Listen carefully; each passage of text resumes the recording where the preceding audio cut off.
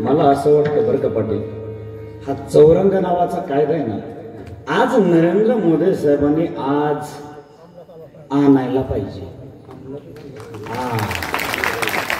आणि त्या माऊलीने जशी विहिरीत उडी टाकली ना, तुम्ही विहिरीत नाही उडी टाकायची.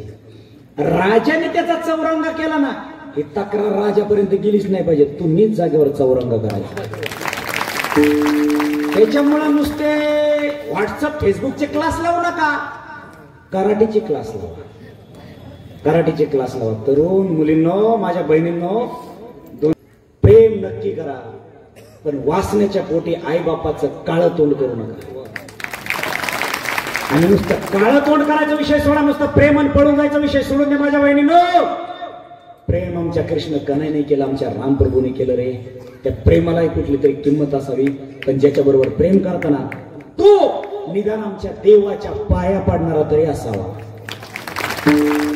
जर तुम्ही आमच्या देवाच्या पाया पाडणारा सोडून दुसऱ्याकडे गेला, फ्रीज मध्ये तुमचे 35 नाही 70 तुकडे मिळतील.